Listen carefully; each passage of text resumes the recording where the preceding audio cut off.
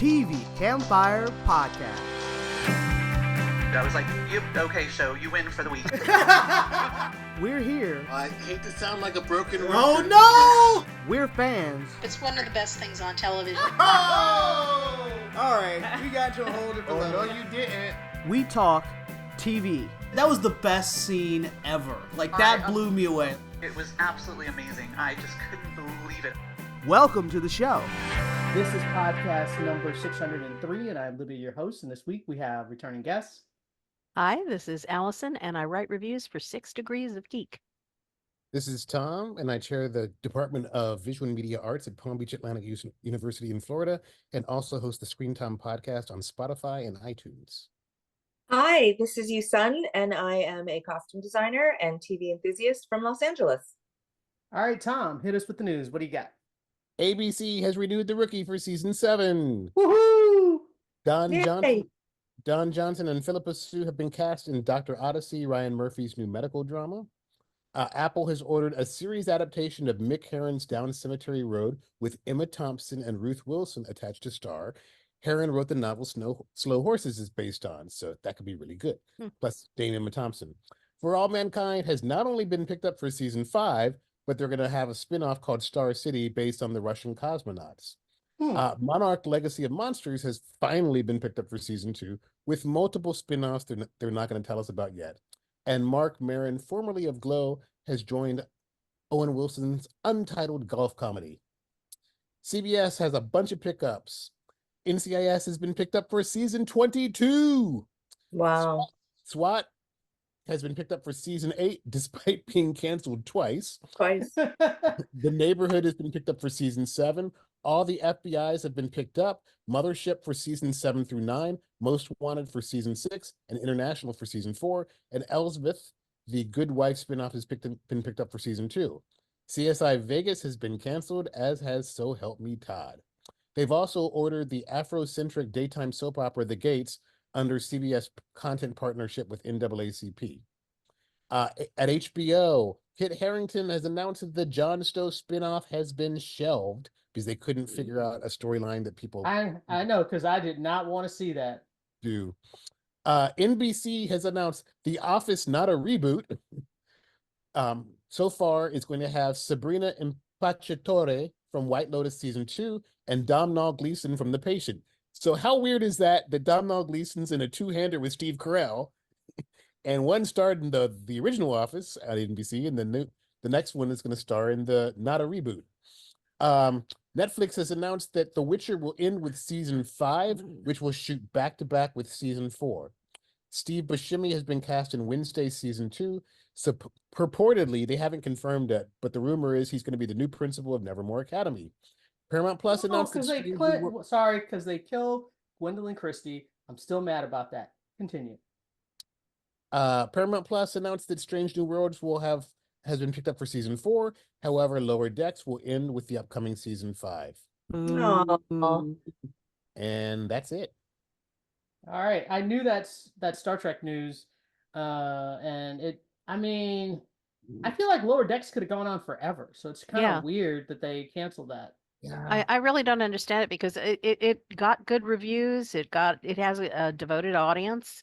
And like you said, it's open-ended. It could go on. And the really sad thing too is that they told them after they'd actually finished, had the whole thing in the can and were in post-production. So it's just going to end nowhere. They're not going to have a proper ending for it. There's a possibility that our letter writing campaign, kind of like classic Star Treks, could help save the show and go. Netflix is going to be airing the new episodes of Prodigy. They canceled that when they were pretty much done with production. And they're like, oh yeah, by the way, you're canceled, even though you're almost done.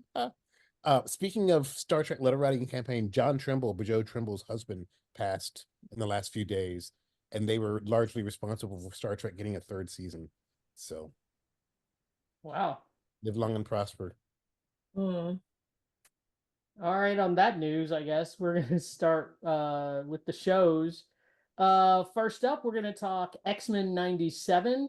And I'm going to stress this to everybody. You don't have to watch the original X-Men animated series to jump in on this show. They have a relatively adequate previously on, except that there's a couple of details that they don't tell you in the previously on that kind of come to fruition in episode 6. And I was like, oh, they didn't tell you this, but I already knew this.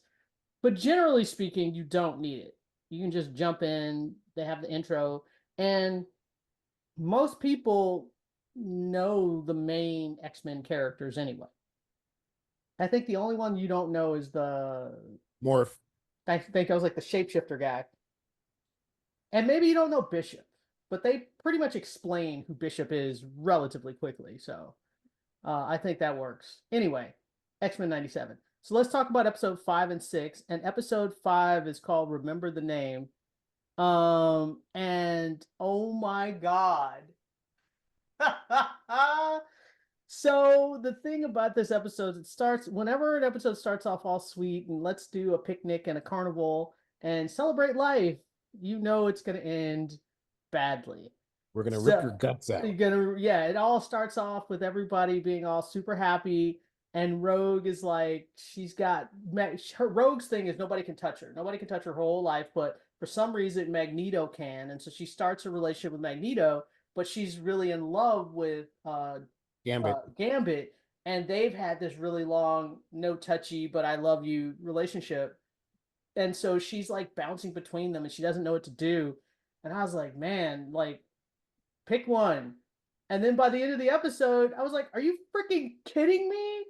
So you go through the episode and there's just this whole, like, there's a surprise attack on the city of Genoa. And the Sentinels. By the Sentinels. And it's like a massacre. Because for some reason, these Sentinels are much bigger and much deadlier than we've ever seen. And they catch them all having a festival, having fun, basically with their pants down.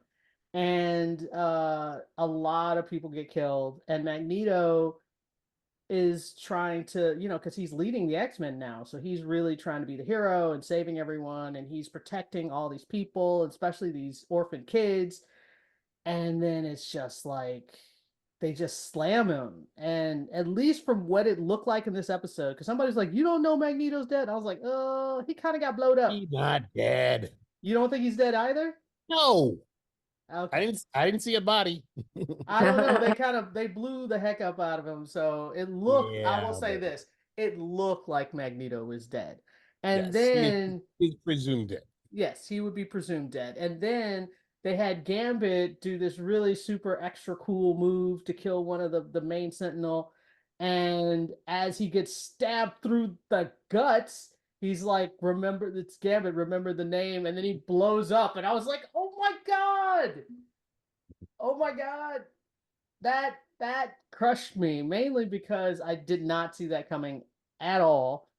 And my brother and my nephew have been watching the old X-Men series, and they've been, because he wanted to watch that before 97. So he's been watching it with my nephew, and he and my nephew have been going, Gambit, remember the name. They've been chanting that to each other. And I'm just like, oh no, this is going to be horrible when they get to this episode. So yeah, and I did warn him. I was like, X-Men 97 is TV 14. You might not want Messiah to watch it. He was like, really? And I was like, yeah. And I was like, in episode 5 is kind of rough. And so that's the warning I gave him. So I was like, pre-watch it. Was Y7. I think they figured, it's been a minute. We could probably put a 14 on this. I mean, and this episode especially, the number of people that get like killed in the street is insane. Yep. They just straight up massacre a bunch of people in this episode. Speaking of presumed dead, go ahead. Episode 6 focuses on, and anybody who's read the comics knows this, Charles Xavier is not dead. He's presumed dead, but he is picked up by the Shi'ar Empire, and he meets his bae, Lilandra. His love of his life. Love of his life. And so there's all this political stuff that we sort of kind of don't care about. She has an evil sister, and they want Charles to completely renounce Earth and his human ways, yada yada, blah blah blah. I love the diss. I love the diss. They called us living in a Milky Way ghetto. Oh yeah, they called him. He's like, you evolved from monkeys. We don't want to. She can't dilute her blood with people who evolved from monkeys. It was really crazy. From that Milky Way ghetto. But what tripped me out was everything they asked. I got what they were saying, but then they were like, "We're gonna erase all of your memories of Earth." I was like, "Well, then who is he?" That means he only has memories of like the last 6 months. Like, then he's not Xavier. That doesn't even make any sense. And then the fact that his girlfriend was like, just do it, and show you love me. And I was like, no, like that was a red flag for me right there. One of my Facebook friends actually made a case saying, well, when you get married, don't you give up a little bit? I wanted to reach through and smack him and say, no, dude, that's not. You don't literally give up who you are. You are. Yeah, like that was insane. So, though I did like where he was like, oh yeah, I'm a really powerful telepath. And he just like pulled everybody into this mindscape of a classroom. I thought that was great. Very cool. That was very cool. Yeah. So I think both episodes were really well done. And then at the end, Storm gets her power back. Yay. Yeah. So because I knew they weren't going to keep Storm from having her powers very long. Yeah, I knew it wasn't, but it was just a matter of how. Yeah, it was a matter of how long it was going to take. But yeah, I was super excited about both of these episodes. I thought did a great job of propelling, especially after the episode from last after time. that video game episode. Oh my god, that episode was so bad. That was so bad. Like it was like completely it was only different. half the episode, and still that's what you think of when you think of that episode. Yeah, I don't even remember. Like it was just such a bad episode. I was like, it didn't even feel like the same writers, because especially 5 and 6 are just excellent episodes. All right, let's move on. So we're saying thumbs up. Oh yeah. Yes. Next up, we're going to talk Will Trent. And we haven't talked Will Trent in forever, but really what we want to talk about, the reason why we bring this back is because after last season, the big deal is he finds out he's adopted. Well, he knew he was adopted, but he finds out who his mom is. And so he finally looks up some relatives. He finds out he has an uncle, and he reaches out to his uncle. And this episode is the culmination of that, where he finally gets to meet his family. And what's hilarious to me in this episode is that his Spanish is so bad. And he's like, I've only been Puerto Rican for like a couple of days. Like, that was so funny. I mean, Will Trent. Yes, it was so great. And I get it, because I was like, why is he so bent on learning Spanish so fast? But it's because, he wants to connect with his heritage, and it totally makes sense. And especially when he meets his family, he's like embarrassed that he doesn't know Spanish. And I get that. That's a really interesting character point that I thought that they brought in. I'm gonna stop talking. Houston, you haven't talked yet. What did you think of this episode? I liked it. The actual mystery of the murder was not particularly interesting to me. I don't even remember what it was. I don't care about that. Yeah, exactly. The judge whose son is a drag queen. Oh, is that the story? And it was the sister that killed the mom. Yeah. Because she was jealous or something. I don't even remember. Yeah, no, she just was sad for being left behind. And for me, I just thought, as soon as I saw they had played out all the characters, we knew it wasn't going to be the drag queen. So then I thought, oh, it's going to be the sister. And it wasn't even remotely interesting. So yeah, don't care. So it's kind of like The Rookie. You don't care about the cases. I was just going to say. There was a great line. Let me see if I can find it. That the drag queen is also an attorney said that made me laugh. Oh, right. It's like, are you surprised? I'm a lawyer and a performer, and I have a rich romantic life. I'm a 5-season Shonda Rhimes show. Yes! that made me laugh. The thing is, the characters on Will Trent are so good. And episode, I think it was episode 5 we didn't talk about, where we find out Amanda's passed, and it kind of besmirched everybody else's eyes. You find out she did something really bad. But I feel like the way they explained it, she was in a corner. She was in a corner, but still. Yeah. I get that she levered all her people down. Like, I get how they were disappointed in her, but I also get that Will Trent was like, yeah, all right, but I still got your back. And he basically, so when he meets his uncle, and his uncle's friends, they're like, "What? You shoot anybody recently, cop guy?" And he was like, "Well, actually, I did totally shoot a guy last week." I shot him 3 Saw him times. do. I killed him. I shot him 3 times. And I was like, "Oh yeah, he really totally did that." And it was, and I liked that he was bonding with his uncle, and then it was like this weird, awkward moment with his uncle's friends where there's all this tension, and he didn't know, like, are we going to be okay? Like, am I gonna have a relationship with my uncle? I thought all of that was really good. And then when the uncle shows up at the house, and then Nico invites him to the last minute potluck at Right. the Anglo detective we don't care about, who's going through whatever. I don't know. I literally skip his scenes. Like, if I see it has, I generally have an idea that his wife may have left him with the kids, maybe. No, she's working through some mental health issues. Don't even know. I literally fast forward when I see He's his like, face. don't know, don't care. Fast forward. If I see his face, I fast forward. I did like when Angie joined him at the drag club instead of Faith, and they picked up immediately, ooh, these two have some unresolved sexual tension. Oh, man. I thought those characters were I hope we see them again somehow, because they were interesting. It was an interesting angle, and I liked where they were going with, with all this anti-drag hysteria throughout the country, which makes no sense, by the way. I thought that this was a nice shot over the bow from the Will Trent people saying, hey, we're going to double down and show these are real people with real lives. So don't just use them as your political pawns. It was fun. It was a fun episode. That part, especially with the character who was the lawyer, she was hilarious. Really, really funny. So, but yeah, so this week's episode, I'd say, was definitely a thumbs up. I want to see the uncle more. I want to see more of his family. I want to see. They cast John Ortiz to play the uncle. I have a good feeling we'll be seeing him again. Well, yeah, absolutely. And I want to see how that blends with, God, what's the boss's name? She just got in trouble. We just talked about it. She got in trouble last week. Anyway, I'm blanking on her name, but he has a very mother-son relationship with her. Mm-hmm. And I want to see how that all kind of blends together, like how he makes his kind of found family thing work. But yeah, thumbs up. Yep.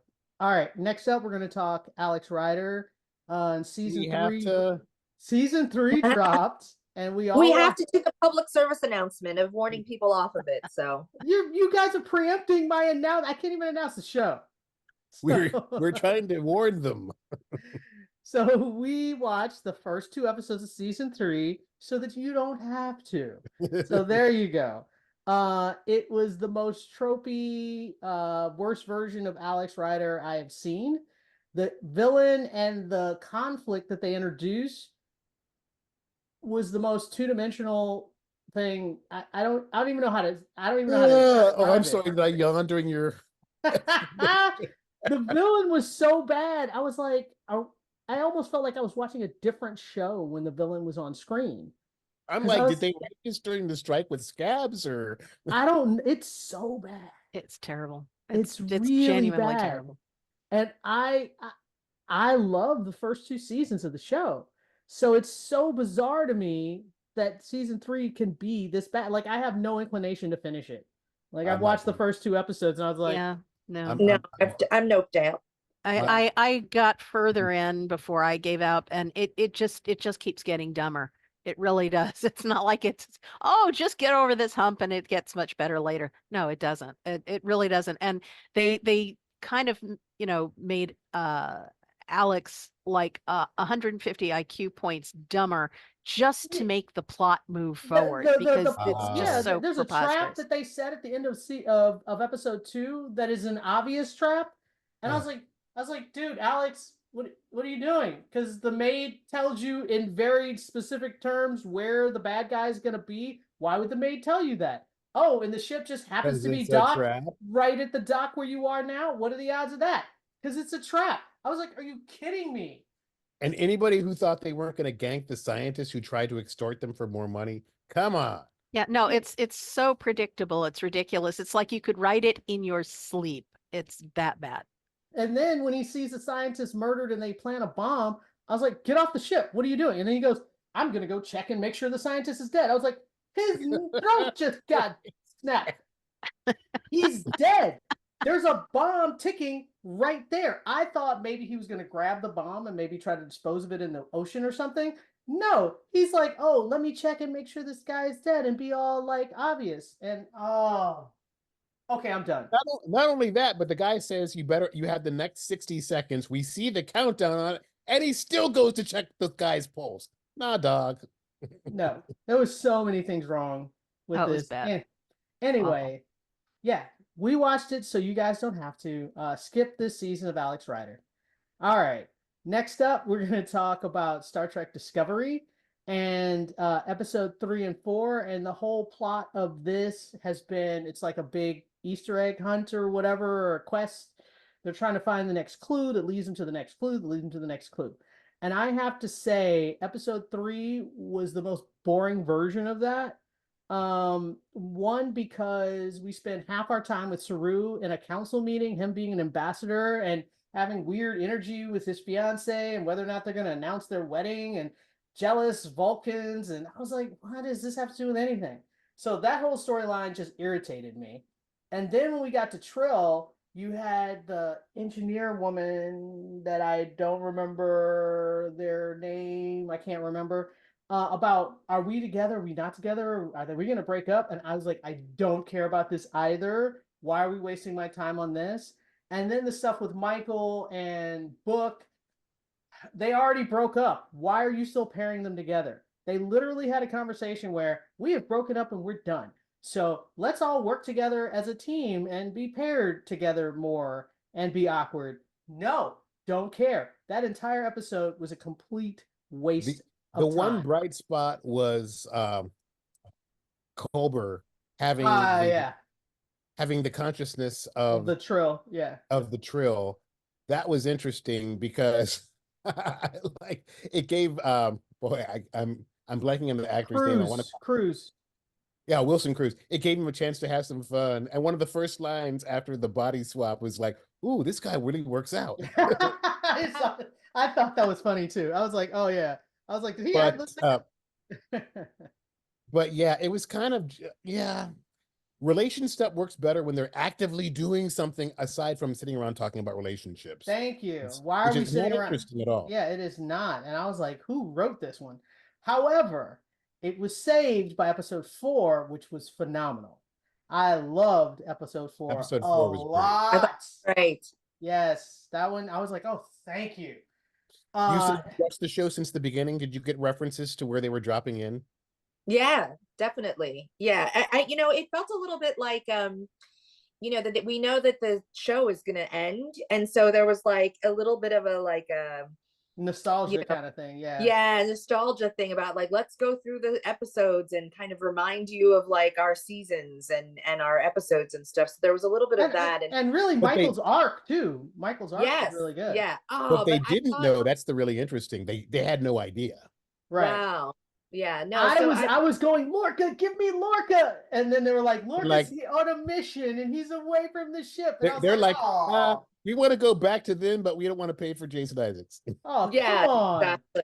I thought that too. I was really excited. I thought, oh, we're going to get to see him. So I thought that was, but no, we didn't get to see him. No, but as far as, the time loop episodes, the time bug, but I mean, it's a loop, and it's we get to see so many of them in science fiction shows. I thought this one was done really well. I thought it was done really, really well. It wasn't boring. It didn't make me like wait. I wasn't like, oh, when is this going to be over? When are we going to get back into real time? I was really excited about each one. Yeah, I was really interested in seeing where would they be dropped and how they would respond, and learning about the time bug and how they were going to deal with like all of it, every aspect of it.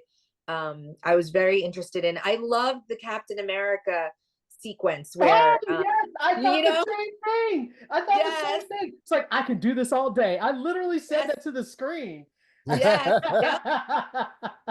I totally was like, oh, here's our Captain America, segment. And I thought the fight was excellent. Yes, that was a good fight. Oh, you mean Burnham versus Burnham? Burnham versus Burnham was That was brilliant. fantastic. That was fantastic. I thought it was so, and I really thought it was very realistic that Burnham, in her situation as the rebel, would still try to protect Enterprise. You know what I mean? And so, like, it didn't seem like a forced plot point. And she didn't want to mess up. She was so conscious of screwing up. She wanted to be like, I am not screwing up again, and so she didn't want to trust anything. I loved when President Burnham is on the bridge, goes around basically saying, I know all of you, and says to Tilly, you think I'm gonna kill you in your sleep. And then she just whispers, please don't. No, and then she goes, no, and then she said, like, I won't do it. She goes, thank you. And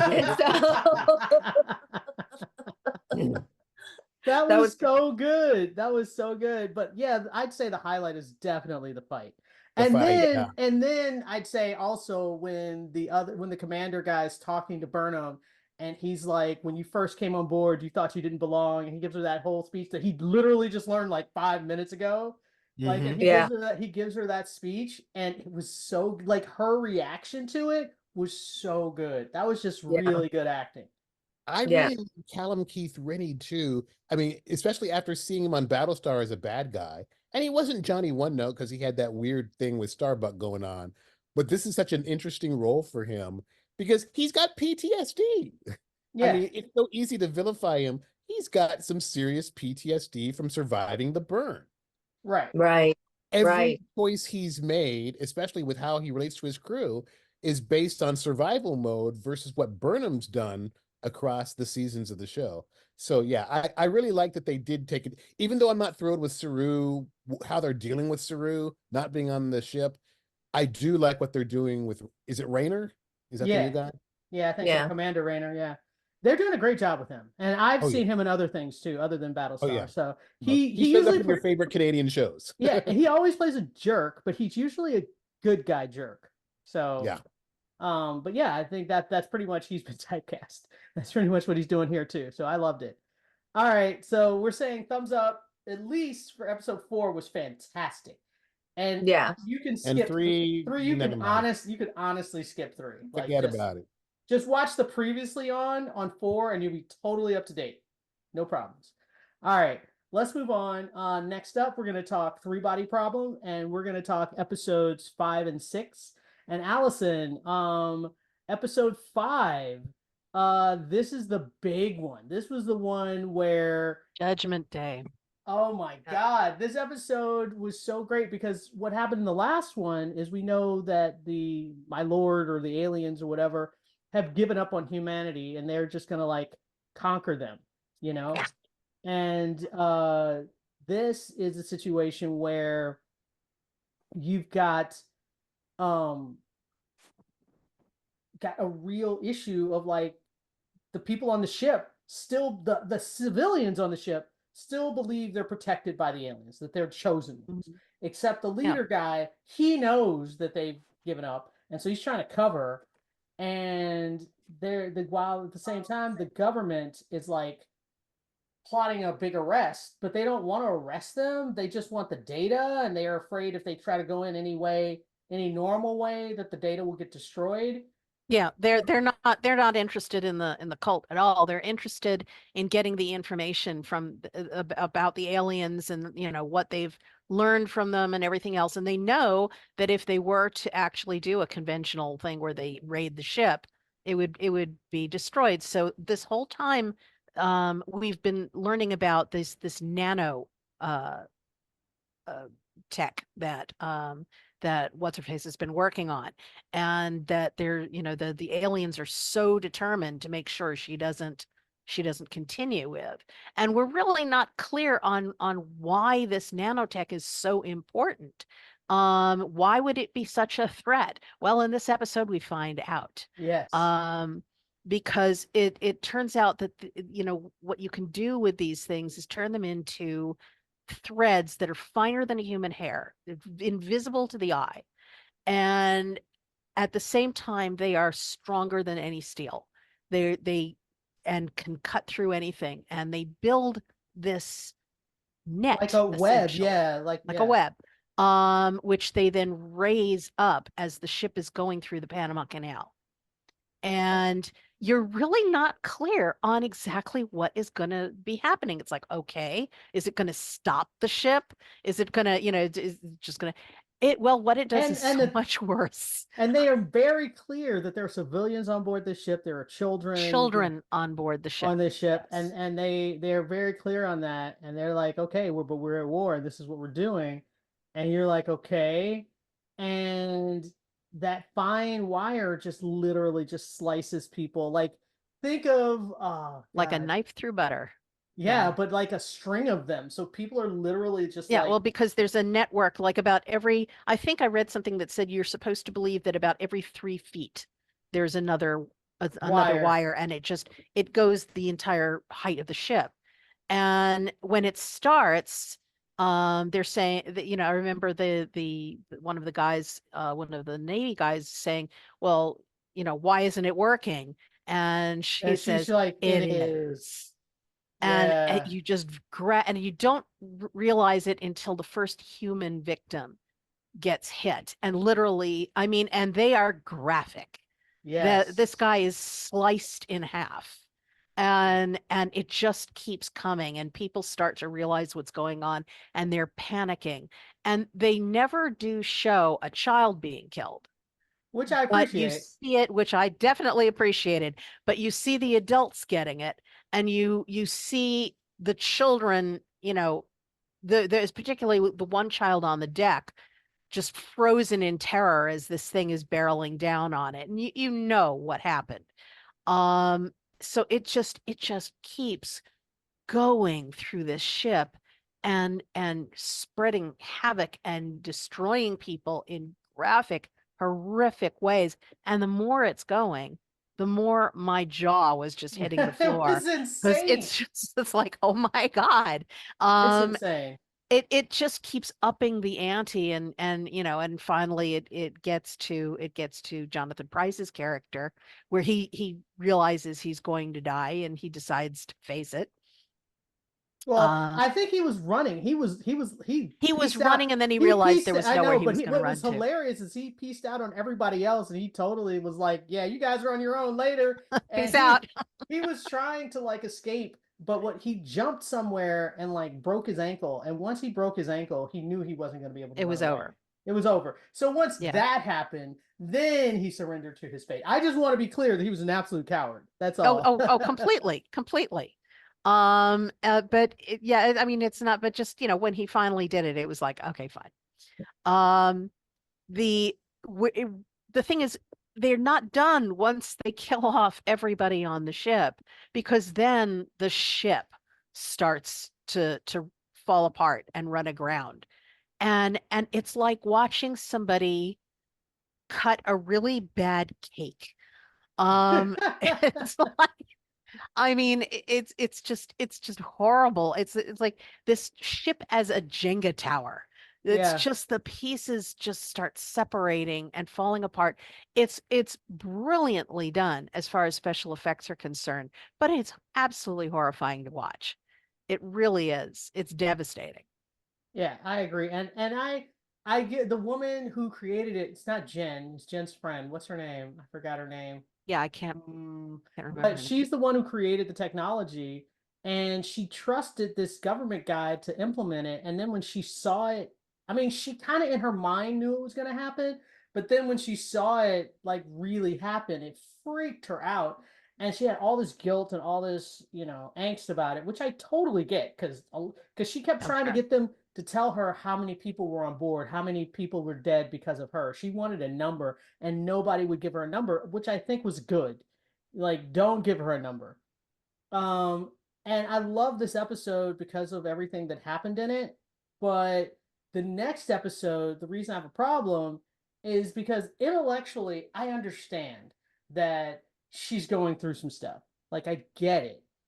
But I felt like episode 6, nothing happened other than her pity party and getting drunk and being a jerk to all her friends, because she's feeling all this guilt. So she feels like she can then be terrible to everybody else and just be a drunkard for the rest of the episode. And I was just Yeah, like, well, this is not interesting. No, I agree with you. As far as the excuse me, as far as her part of the story was concerned, yeah, I was over this. It's like she on some level had to know exactly what was going to happen. She's Better the than one who anybody else. yeah, because Right. she's created the technology. So she had to know and she went along with it. And I get that it's horrible, but yeah, the reaction was Way over the too top much. and misdirected. What I did like about the episode, though, was the other part that didn't have anything to do with her, where they're essentially working out this the plan Oh, for what meeting Jen was working on, yeah. right, for meeting the aliens, sending essentially oh God, now I've blanked on his name, but what's his name? Well, The one who's dying. we don't know about that yet. That's the later episode. You're getting ahead of yourself.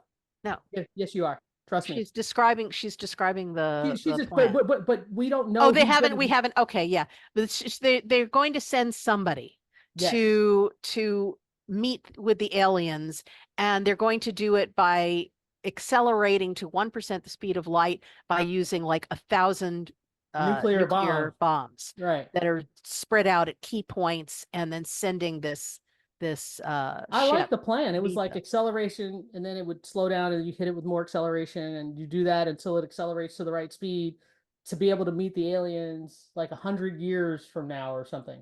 Right. Yeah. So and so they go about coming up with that plan, which sounded fascinating, and all of that was really cool. And at the same time, they're also they have the bit where her friend who is dying decides, well, he's in love with her, and he Jen, yeah. decides he's not going to confess that to her.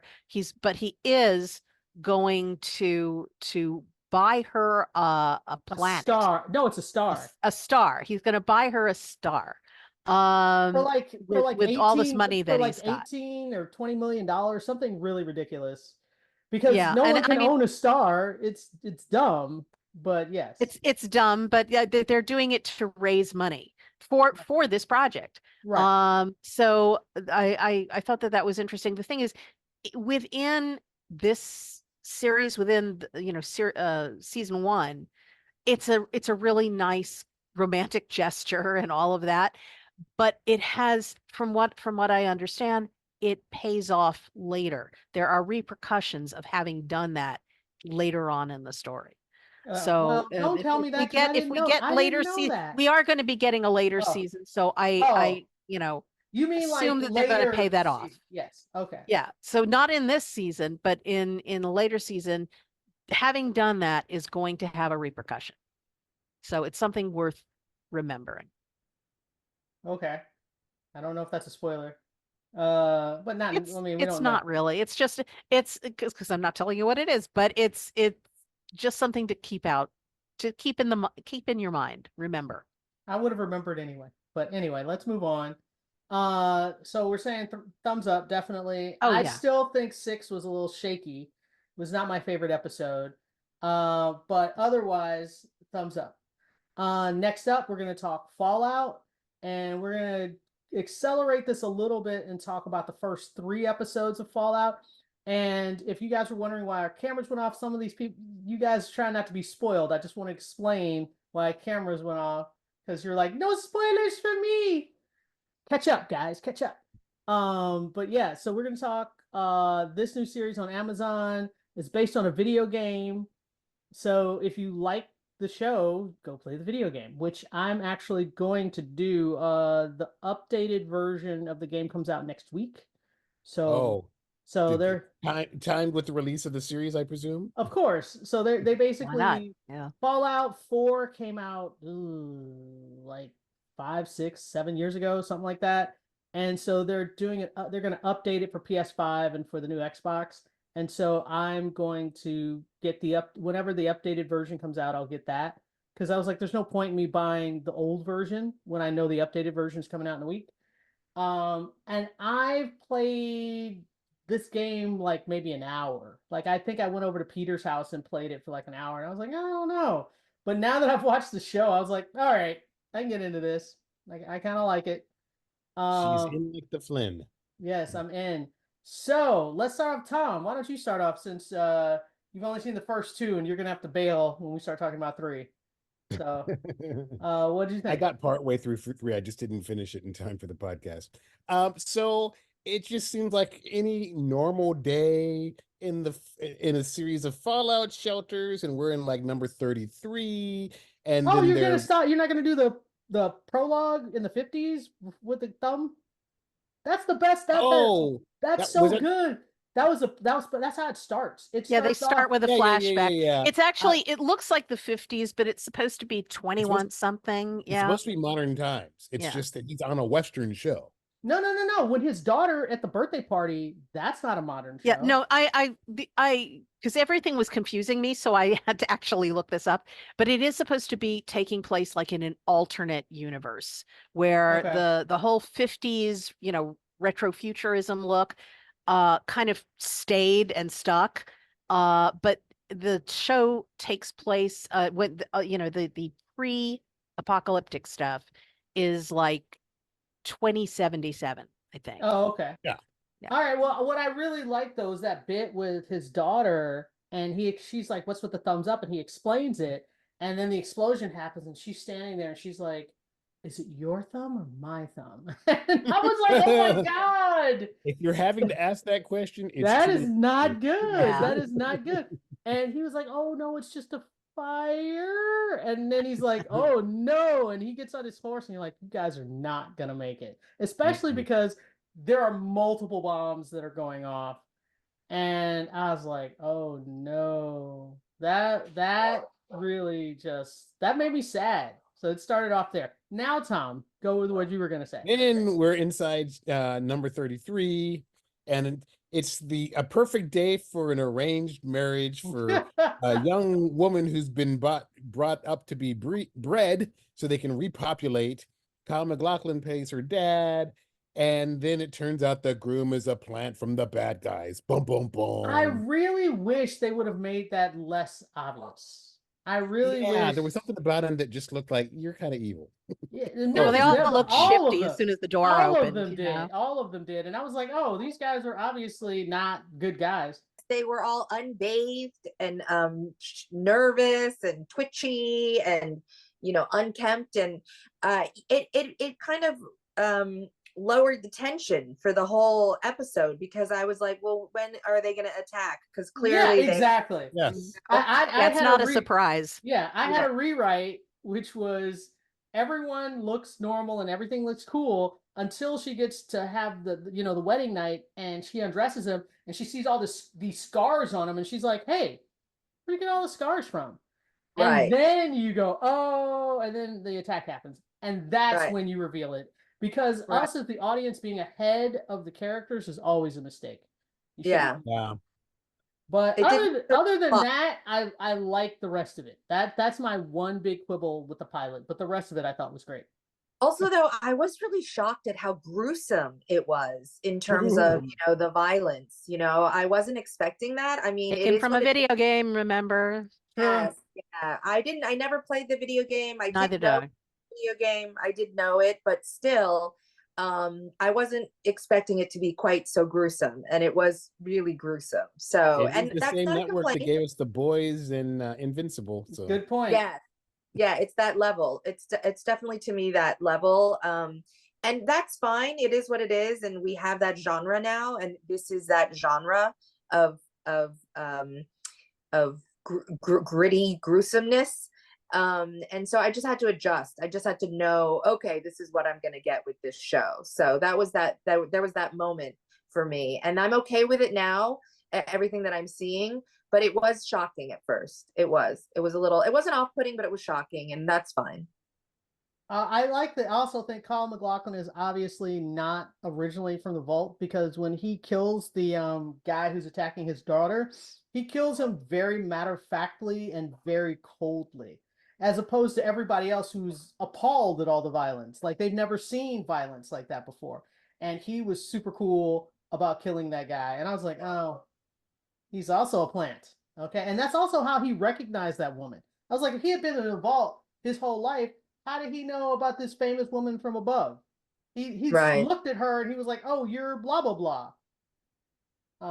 Yeah, I was like, okay, I get you. But I was very excited with Michael Emerson being on the show, and Ever so briefly. I know.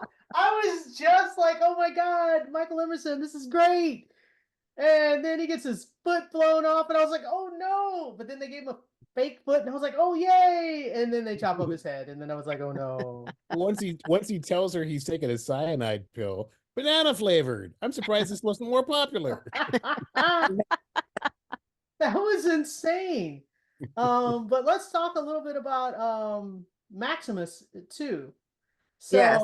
Maximus is an interesting character who I think this is his origin story as a villain or his origin story as a reluctant crappy hero. If he's a hero, he's not a very good hero, but if he's a villain, he's on his way to being a very good villain.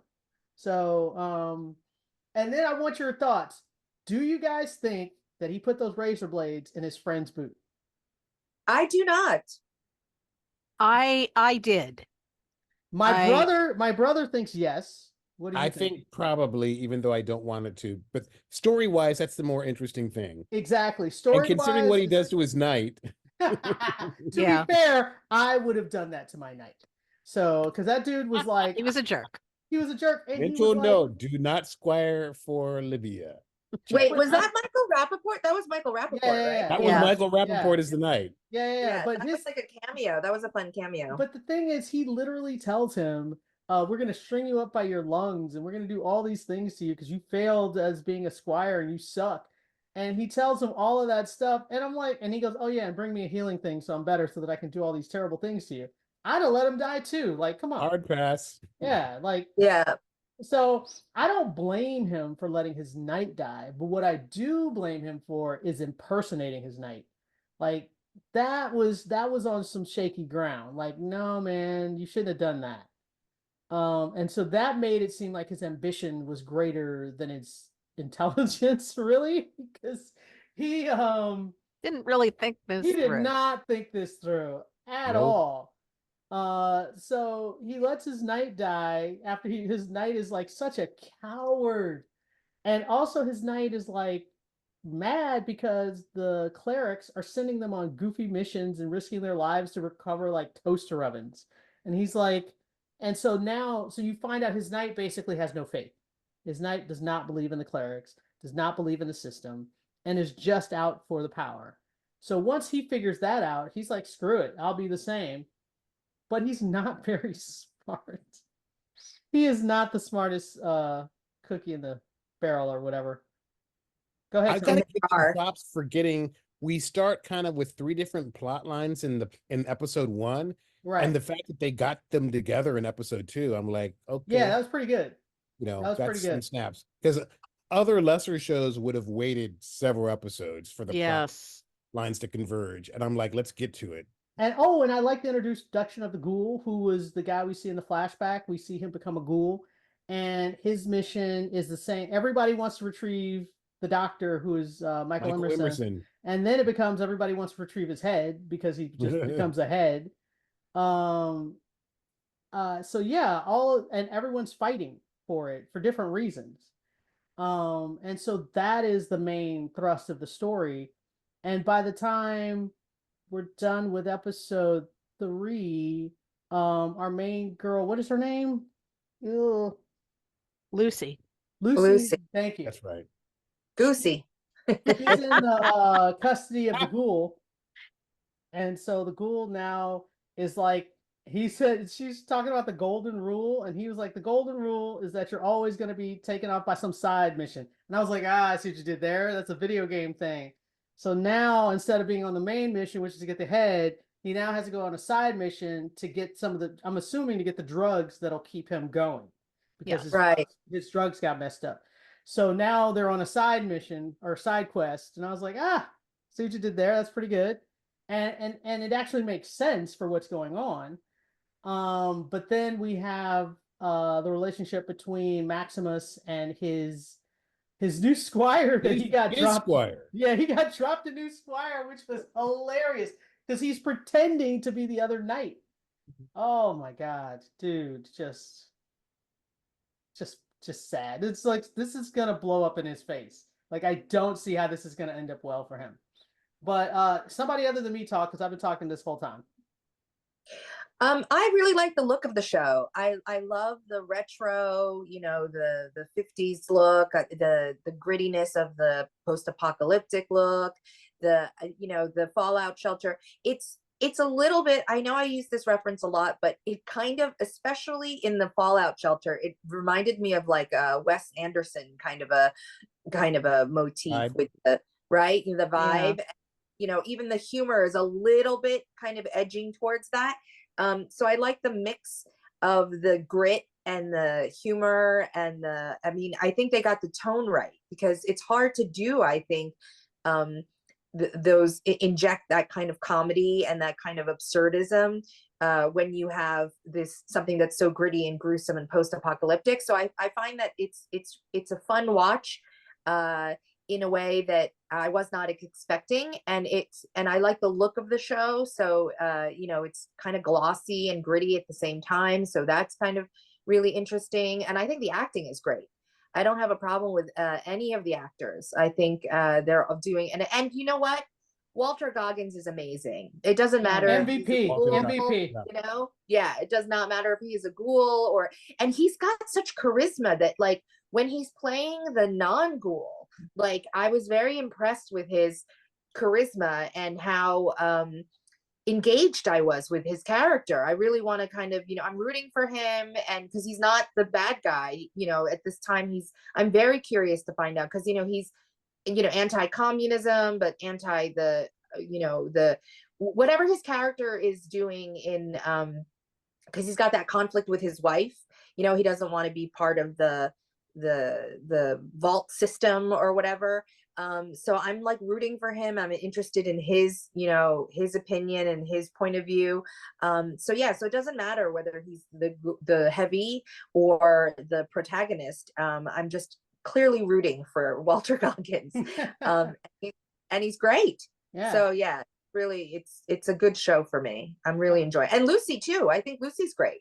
She's British. Of course. Naive. They're all British. I mean, she's very naive. naive. So naive. I'm hoping we need to get She her. does grow though through this. And that's the thing that I like so much about this series is that, I was kind of worried that they were going to go with a very cartoon approach to the characters. They were just going to be very cardboard, very, okay, if they're fun and funny, but they're two-dimensional, video game type characters.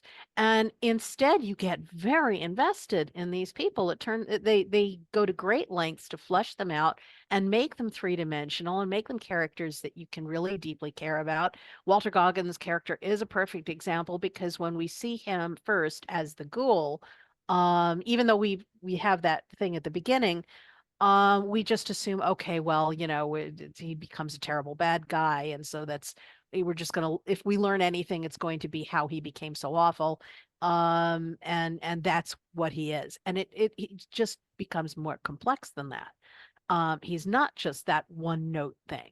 And the same thing with Lucy. She's all bubbly and optimistic and wants to do the right thing all the time, but she grows, so she's not just stranded as this character that we've seen in the very first episode the whole time.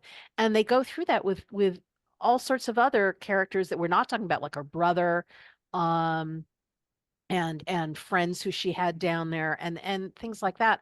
So it's a fascinating show, and I love the fact that they seem to love their characters and give them things to do and give them an opportunity to grow.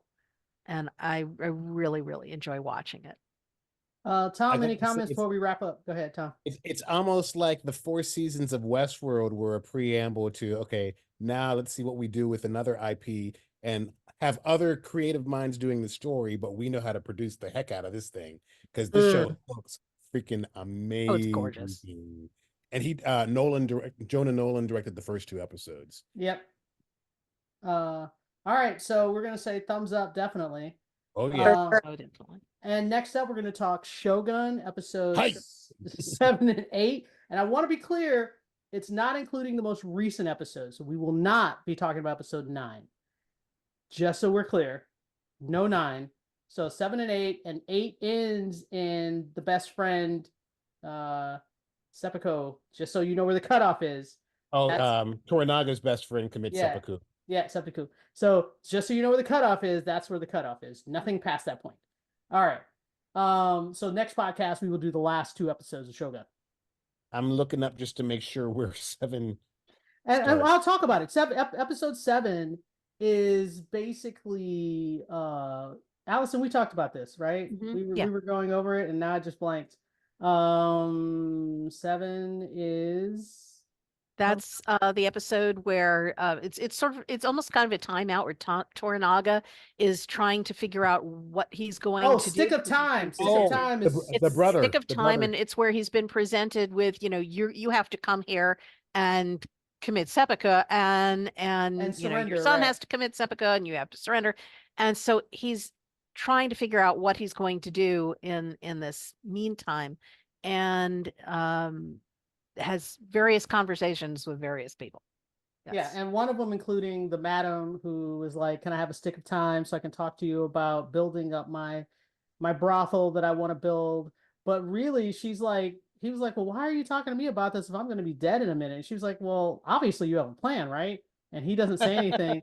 And she's like, "Because I'd have a plan if I were you, because you're smarter than me. You have a plan, right?" And he's just like, And the way he reacts, I was like, does he have a plan? Like, I wasn't sure. Like, he looked surprised that she said that to him. Well, he was ready to dismiss her until she Right. said that. And at that point, it was like, oh, you're smarter than I thought you were. Okay, we're going to have a little discussion about it. And what's interesting about what she's doing is that she is really she's talking about starting the geisha system. This is the beginnings of that. So it goes from just being, a brothel with prostitutes, and into this whole ceremonial thing that's now that's going to be elevated, and this is the beginnings of that. So that's I thought was so interesting about that scene. Well, and I really also like that this episode also introduces the brother, which Tom is talking about, and the brother double crosses them immediately. I was surprised they didn't immediately. string that out I was too. at all. No, they did not. They were just like, yes, so you're a jerk and I've always hated you my whole life, and so that's why I betrayed you. It was just what? More tea? I know, right? And it was just so weird. And then he was like, I guess we're just screwed. And he just kind of was like, all right, we give up. And his son, of course, who lived and who died as he lived, which is as an idiot. Fool. An idiot. And I was that was the most surprising thing that happened, because I just laughed out loud. Like when it happened. I did too, but I also just screamed out loud. Good to the last drop. It was just so ridiculously good. I mean, he had him dead to rights, and instead of doing it, he just took his time and then took a header on the rock. On a rock. And it was Oh my just I God. was like, wait, did he just die because he slipped on a rock? Well, once you Oh see the my blood gushing God. out of his head. I know. And like I said, That's I just fell out laughing. I was like, yeah, he was so, and I was like, how did Toranaga, who is decidedly the most brilliant guy we've seen on this show, have such a dumb child? Mama's boy. Well, that happens all the time when you have like a really good parent and then you've got a bad seed child or smart. I don't know, man. He was so dumb. And it's like he couldn't even learn. Like his father was like, look, these are the rules, follow this, pay attention, do this. And like his father was like laying stuff out for him. And he was like, I don't get it. Let me just go attack this dude at night and it'll be fine. And I was just like, oh my, did you not listen to anything your father said? And so the only good thing that happened was, now that his son is dead, he gets a 40-day 45-day or whatever grief period. 49 morning. Morning period. Which he thanks his son for. Yes, he does. He was like, thank you, appreciate it. you're an idiot, but now I have 45 more days or whatever to plan whatever I was planning. So I have to give Toranaga credit too, because whatever he was planning, he was holding that so tight to his chest that I was like, I kept doubting it. I was like, wait, is he planning it? He's not planning. Is he planning something? He's not planning. Is he planning something? He's not sure who to trust because there are traitors. He knows there's. Yeah, but he knows who the mole is, right? But he doesn't know if there's a second one. But he also knows his best buddy is not the mole. This is true, but we see where that gets him in episode 8. Well, I mean, I guess his friend ended up with a knife in his gut. Self-inflicted. Well, that's it was. But that's the thing. We find out that it was planned. I don't think I don't know if he. No, actually, it was. I don't think so. I don't think so. I totally disagree with you. I think his friend figured it out, like right before he did it. He was like, "Oh, this is part of the plan." Because the way that his friend behaved before that, if he had known, he wouldn't have said half the stuff he said. No, it was a performance. He needed people to really believe that he had given up. Oh, and I know that. There's no better way to do that than with his friend. And if you notice, when he commits seppuku, there's like a moment where they look at each other and Toranaga gives a little nod. No, and that's when he puts the knife in, because it's like, yes, this is what we agreed to. No, and, I totally disagree with you because I mean, I totally disagree with you because I think I do agree it was a performance from Toranaga's point of view, but I don't think his friend was in on it until that nod. I disagree with you.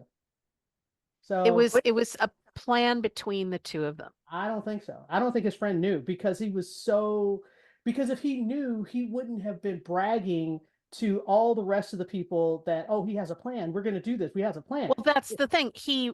Before that plan was hatched, that's what he said to everyone else. And then it became when it became obvious that there was still a faction, the generals who attended the son's funeral, still in armor, who would not give up.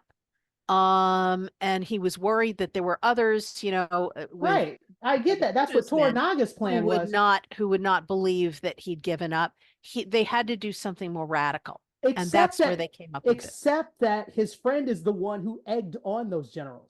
His friend was. I know, before they came up with the plan. I don't think no, but if that but I'm saying that doesn't even make sense, because if the plan is to make sure that they don't do this, then his friend wouldn't have said that. It would have gone against the plan. My point is his friend was not in on it until that moment where he's like, because he's like, I'm gonna do it. I'm really gonna do it. And he goes, yeah, do it. He goes, oh. And then he was in that moment, he understood that was the plan. That's what I'm saying. I think we can look it up and find out what the producers say, because there's episodes. So anyway, I'm sticking with my theory. Go ahead. What did you guys think? But no, it was still shocking though. It was still shocking. Yes, I got in my feels too. I was very upset about that. And what's really interesting about Toranaga is it's the difference between strategy and tactics, and the way that he approached it. I mean, he's playing the long game. He's not doing the short time. Basically between regular chess and three-dimensional chess. And the dude is really good at strategy. Because and I'm going to stop. I don't want to spoil anything. Yusin, your thoughts? I'm with you. I think he knew, but at the end, I think that there was an epiphany, as it was happening, where he was like, oh, okay, I am gonna have to that's what I thought too. Yeah. And then they kind of looked at each other and they was like, okay, you got it. Yeah, okay, I'm right. I'm gonna have to kill myself. Okay. They do podcasts for every episode where they go into detail, and I think you might want to watch that one. Oh, see, so wait a minute, Allison, did you watch it? Yes, I watch all of the podcasts. Oh, see, so then Allison knows. I'm just saying, from a viewer, I can still be right, because from my viewer point of view, that's what I got. So that's if I didn't get the other, then that's the producer's fault. Let the Wookiee win. But regardless, I thought it was an excellent episode. I thought I really did care very much that he killed himself. That he I did committed too. suicide. Yeah. And it was, it was very emotional. Yeah, no, I think overall the show, the political intrigue, the show has very little. I mean, it's just all political intrigue, and it's subtitled, and I think it's hard for a show like that to be that interesting to honestly. So I think it's a testament to the acting, that we care this much about all of that, because there's not that much else going on in the show. So the acting is so strong, and then the writing, obviously Toranaga, the writing for his wiles, his ability to kind of figure out stuff, is keeping us really invested. We want to know what his plan is. What is going on. And we forgot at the very end, he tells Mariko, "Are you ready to do your part of the plan? Are you ready to do your part?" Yeah. And she's like, "Yep, let's do it." And I was like, "Yep." So now you're just like, "What?" Now, so no, it's a great show. It's got a lot of it's all intrigue, really. It's all intrigue, and for it to be subtitled, which adds a certain layer of effort that the viewer needs to put into, and that sometimes can be off-putting, but to me it just makes it even more. I'm in reading all of this, what's happening, what's being said, so that makes the whole experience very intense. So yeah, no, it's been a ride, and I cannot wait for the final episode to find out what exactly is going to happen, so, and how he gets himself out of this predicament. So very excited. So we're basically saying thumbs up, Shogun. Definitely. Way up. Way up. It's probably one of the best shows that's been on all year. Definitely. So here you go. If you have any questions or comments, you can send them to tvcampfire@gmail.com. You can listen to us on Sci-Fi Radio, 6 Degrees of Geek, YouTube, and iTunes. And we'll talk to you guys next time. Bye-bye. Bye.